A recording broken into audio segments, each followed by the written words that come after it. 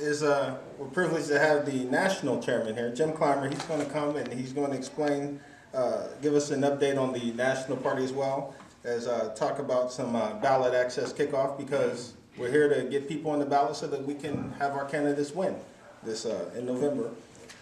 Would you please join me in welcoming Jim Clymer?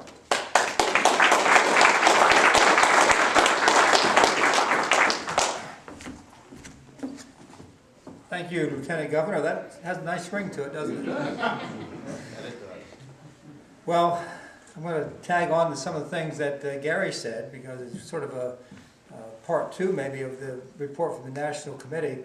But first I want to talk a little bit about ballot access.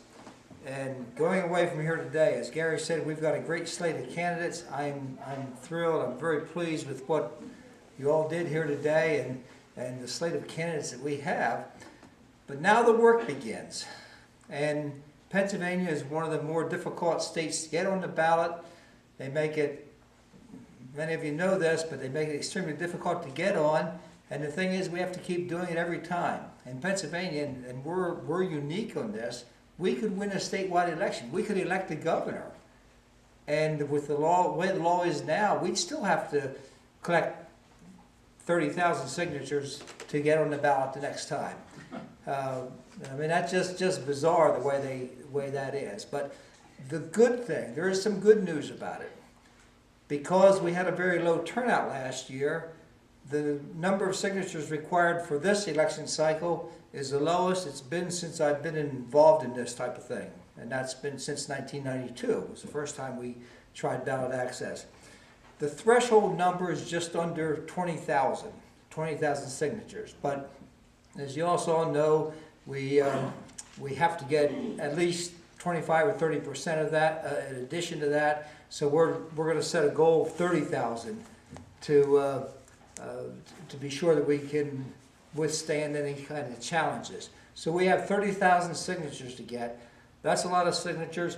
One of the advantages of having a lot of candidates is one signature will count for all the candidates on that petition. So if we have somebody running for state rep, somebody else running for state senate, we have a U.S. Senate candidate, we have lieutenant governor, governor candidate, they could all be on one petition, and as long as you get the signatures from that one legislative district that you're representing, that one signature will count for everybody up the line to get on the ballot.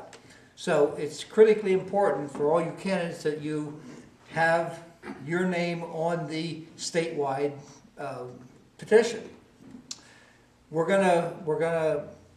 My job as we go away from here is to get the petitions prepared, and Sarah Brown, who had to leave, is going to be our ballot access coordinator. So you can expect a call from her, an email from her or something, but she's going to be coordinating the effort to get the petitions out, get the signatures on, follow the instructions, but I guess it's just gonna take a great concerted effort to get on the ballot.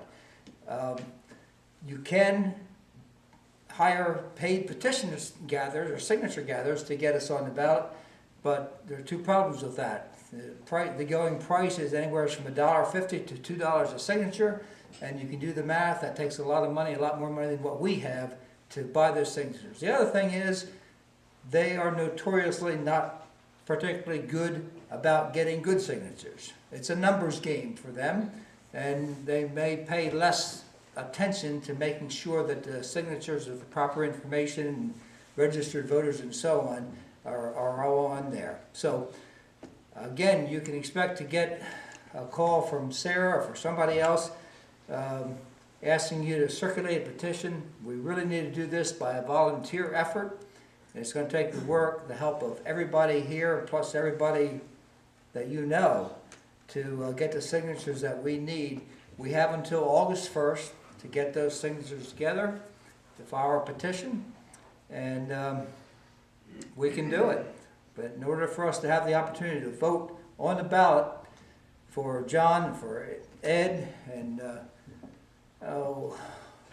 Terry it is. I knew the Ronzio part, but I couldn't remember the Terry.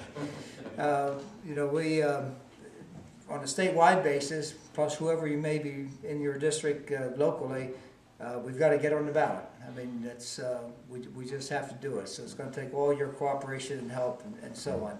And I'm sure that we're going to get that. Now, I just want to add a little bit more about the National Party. Gary said a lot of what's going on. There are a lot of exciting things happening. The heartbreak for me is to face the struggle of funding. And we had 5 employees a year ago, and I had to lay 2 of them off because of lack of funds. So we're having